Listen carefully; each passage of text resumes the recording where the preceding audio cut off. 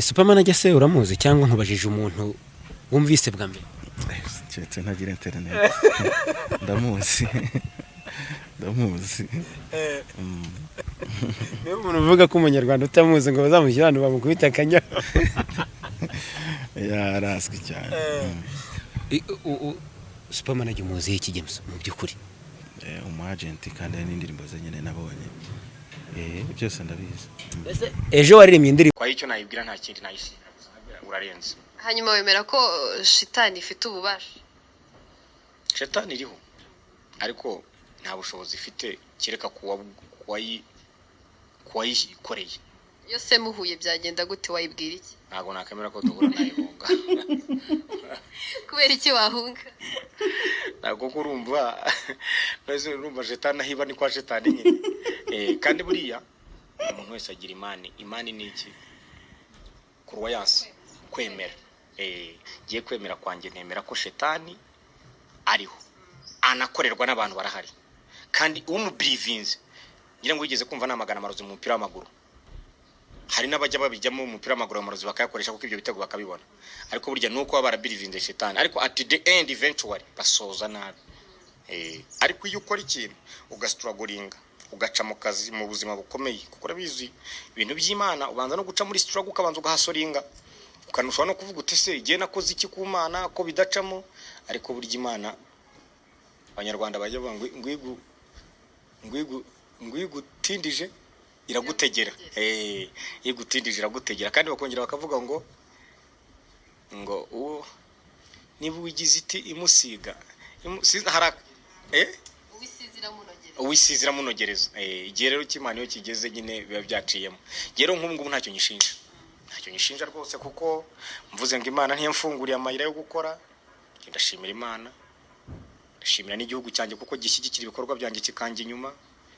Ntacyo rwose imbere y'Uwiteka. With the bad man, the president of the street, ambassador of the ghetto, voice of the money, the best of East Africa, the front line commander, ATM machine, the original copy, the brother from another mother, the King Kong, Superman is the King Kong. Yes, I'm the King Kong. Inspiration of the youth, from zero to hero, from nowhere to everywhere, from nothing to something, from scratch to the sky.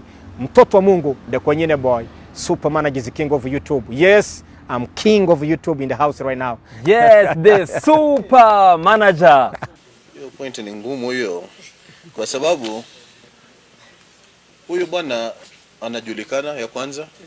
Ya pili nimekuta kwamba products anayo support yeye ana confidence nayo kwamba zina soko na zinapendwa na zitaleta maendeleo. Hachagui tu product yote. Alikuja kunifuatilia, tumezungumza, tumeshauriana na ameona confidence kweli kwamba Matela Dodoma ina future kubwa. Kama tumefika miaka 30, kwani hatuwezi kufika miaka 30 zingine? Si inawezekana. Na huyu bwana sasa anaangalia mbele pia. Anataka kwamba pamoja na maendeleo yetu aweze kutusaidia kupata maendeleo zaidi. Asante sana. Okay? Nashukuru.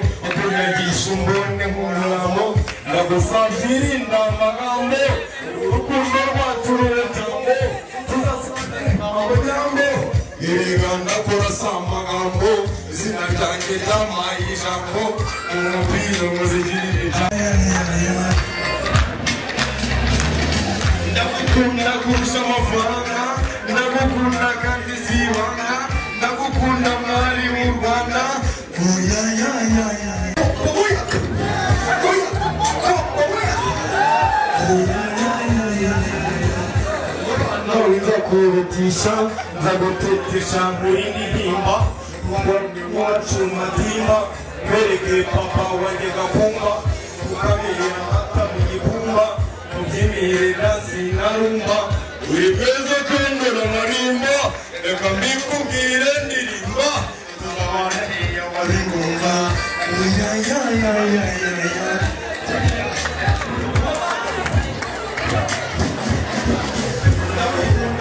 Sama faranga, ndagukunda kandi zibanga, ndagukunda mwari w'Rwanda.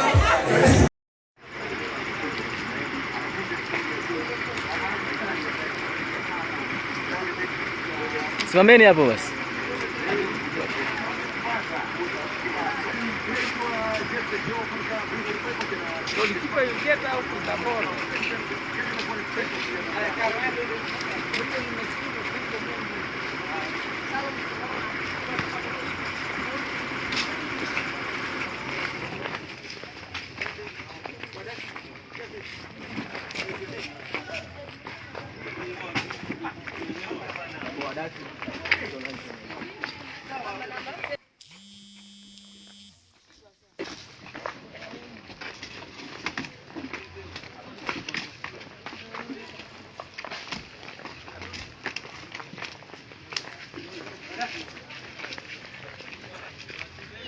Nadhani mimi sijisifu, matendo yangu yanaongea. Huyu ni Mkongomani, sio Mnyarwanda. Rwanda wamemleta kwa sababu ya kufuata sifa zake kutoka Kongo. Alikuwa anachezea timu ya Kabasha akiwa mchezaji bora kule. Akaja Mukura Victory Sport mwaka 2014. Alipofika pale kwa mfungaji bora kwenye Mukura, akanunua na timu ambayo inaitwa Musanze. Misimu miwili ambayo amecheza kule Rwanda, amekuwa top scorer misimu yote miwili inayofuatana. Hiyo yote ni jinsi gani inazihirisha kwamba siku zote mimi ninapoenda kuchagua siwezi nikachagua mtu ambaye ataharibu sifa yangu, kwa sababu kiwango nilichofikia sasa hivi mimi ni FIFA license ambayo nadhani mnaiona hii. Hii ni highest class ya FIFA. Hata ukienda sasa hivi ukatoka hapo kaenda makao makuu ya FIFA kauliza kwamba Patrick Gakumba ni nani, watakwambia huyo ni wakara wetu ambaye yuko kwenye bara la Afrika na tuwakilisha. Mama nimeshafanya ni makubwa. Nadhani mnajua. Nimepeleka Kennedy Mwena akawa golikipa wa kwanza Afrika.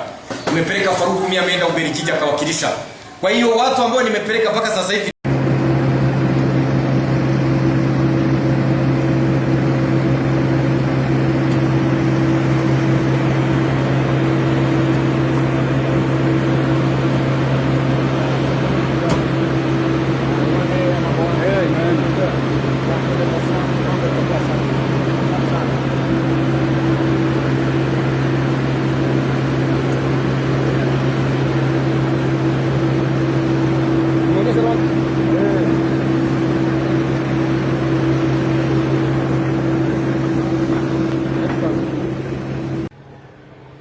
So Super, can you tell us how about your music and what you plan of your fan? Yeah, so exactly. We want to know your news. Yeah, thank you very much. I've heard that people just want to know more just about me. As I told you just 1 hour, we are ending there. And I'm preparing just to burn the fire. Burning the fire and the people of East Africa and the generally just the worldwide. So this is one of my fans. This one of my fans from USA. And okay. He came just to celebrate just New Year of 2019 with me, because that will be a big show. Yeah. So exactly, I think you can just know much. You can even just ask me yourself, no problem. Yeah. Can ask me. So. Yeah, so I have heard Super Manager while I was in America, so I came and visited him, and his music is just as good in America as it is in Africa. Super Manager, every day. Okay, yeah. Thank you a lot. So what is your name? Aiden. Eden. There you go. Okay, nice to know each other. Hey.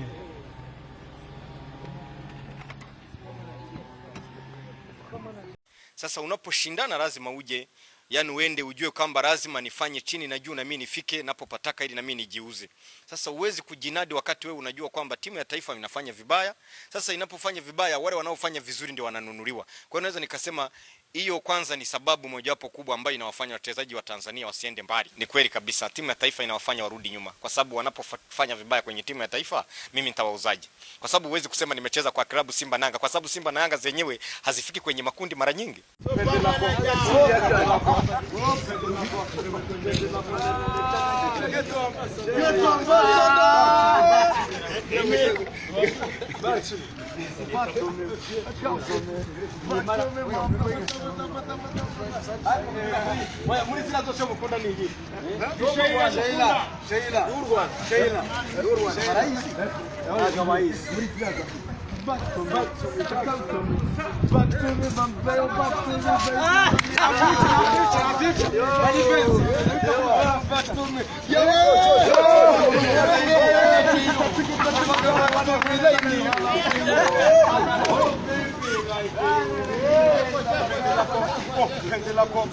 penzi lako linanichanganya Sheila. Oya, none se munini ya yo mwemera ni iyi. Yo mwemera iyi. Sheila. Murashaka Sheila. Ariyo mbaho kapero. Oya, murashaka Sheila. Sheila murashaka Sheila. Penzi lako linanichanganya Sheila. Penzi lako linanichanganya Sheila. Nimetizi mimi msela. Umenitoa kwenye ukapela. Unanipenda mimi bila hela. Ando mwendo wa kinyonga. Unapotembea mali bwana mikogo. Unafunika pato.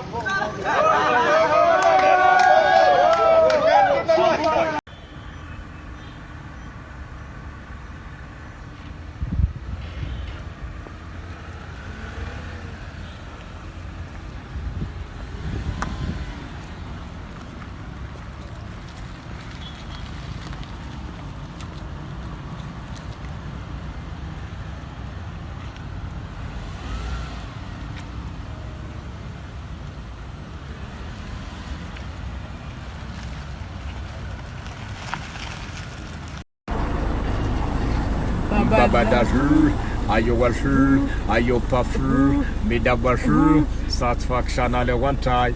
Me a the teacher, me a the man, me a the chantama from East Africa. Ayowashu, Ayopafu, Midabashu, Akobga Bezahu, Samanajahu, Samanajahu, Adodihu, Brebehu.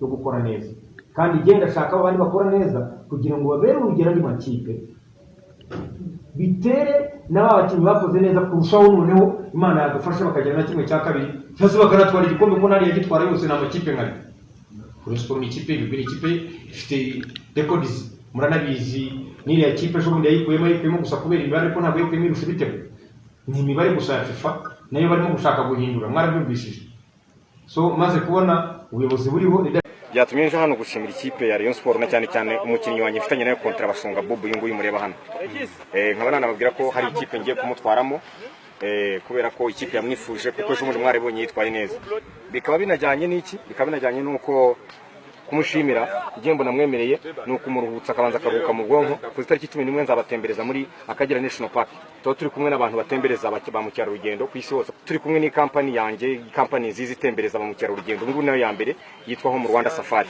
icyo nakubwira nkuko biraba n'abakinnyi ba Rayon Sport kandi abana abakinnyi ba Rayon Sport mbanza no gushimira kuko ejo bundi bitwaye neza cyane bitwaye neza ntago nabura kubivuga uyu ne Rutanga uyu ni Yannick abataba n'abataramu cyane urabyumva uyu ni Eric uyu ni Gabi ibyo bintu rero ntago abakinnyi nk'abo ngabo bajya kubazana amakinnyi ba fake kandi ntabwo igiye kubamurika ubamurikira hanga no urambeje ibyo numvise ngo urashaka kuzana abataka Rayon Sport n'abitanga nibyo barahari ariko uwo munsi nzabamurikira neza nkuko mbibabwiye tariki 11 icyo byo tuzasabana tukabonana rwose bazaze bambone cyangwa wenda n'umuntu wabana ashaka kongeraho nta kibazo n'umuntu nazitanga ni 0788 20 69 99 byatumye nje hano gushimira ikipe ya Rayon Sport na cyane cyane umukinnyi wanjye mfitanye nayo kontra Basonga Bob uyu nguyu mureba hano nkaba nanababwira ko hari ikipe ngiye kumutwaramo kubera ko ikipe yamwifuje kuko ejo muri mwarebonye yitwaye neza bikaba binajyanye n'iki bikaba binajyanye nuko kumushimira igihembo namwemereye nuko umuruhutsa akabanza akaruhuka mu bwonko ku itariki 11 nzabatembereza muri Akagera National Park turi kumwe n'abantu batembereza ba mucyarugendo ku isi hose turi kumwe ni company yanjye company zizi tembereza ba mucyarugendo ngo nayo ya mbere yitwa ho mu Rwanda Safari icyo nakubwira nkuko biraba n'abakinnyi ba Rayon Sport kandi abana abakinnyi ba Rayon Sport mbanza no gushimira kuko ejo bundi bitwaye neza cyane bitwaye neza ntago nabura kubivuga uyu ne Rutanga uyu ni Yannick abataba n'abataramu cyane urabyumva uyu ni Eric uyu ni Gabi ibyo bintu rero ntago abakinnyi nk'abo ngabo bajya kubazana amakinnyi ba fake kandi ntabwo igiye kubamurika ubamurikira hanga no urambeje ibyo numvise ngo urashaka kuzana abataka Rayon Sport n'abitanga nibyo barahari ariko uwo munsi nzabamurikira neza nkuko mbibabwiye tariki 11 icyo byo tuzasabana tukabonana rwose bazaze bambone cyangwa wenda n'umuntu wabana ashaka kongeraho nta kibazo n'umuntu nazitanga ni 0788 20 69 99.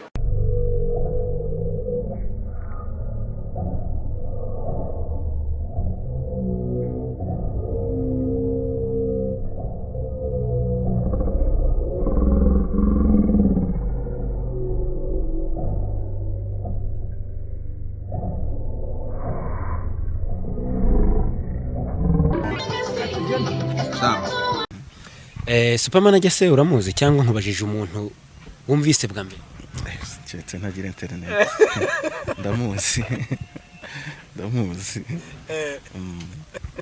Niba umuntu uvuga ko umunyarwanda utamuzi ngo bazamushyira hano bamukubita akanya. Yarazwi cyane. Supermanager umuzi iki James mu byukuri? Agent kandi n'indirimbo ze nyene nabonye. Byose ndabizi. Ejo waririmbye indirimbo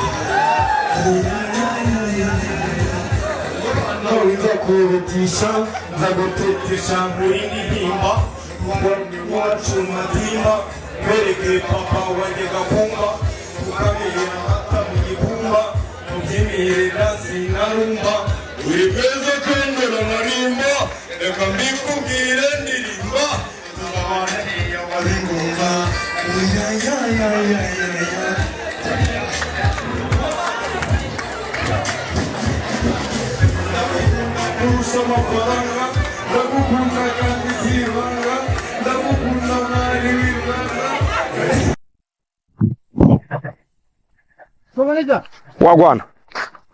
Umva. Wagwana. Kiye jambo kundi. Ni 0. Hanyuma se umva. None se umubare ukunda wone uwo. Nta wundi nawo ni 0. Kubera ko kohereza amafaranga Airtel ku mirongo yose ni 0. Kohereza amafaranga Airtel kuri banki ni 0. No kohereza amafaranga Airtel kuri Airtel ni 0. Ubwo se urumva zari tarenze mani. Rero nta kindi n'umuntu wese namubwira ngo ebana nawe hitamo 0 nkuko Airtel tubwira ngo ebana ni 0. Nta cyo ucibwa wohereza amafaranga hose ku mirongo kuri Airtel no kuri banki hose nta mafaranga ucibwa. Wagwana.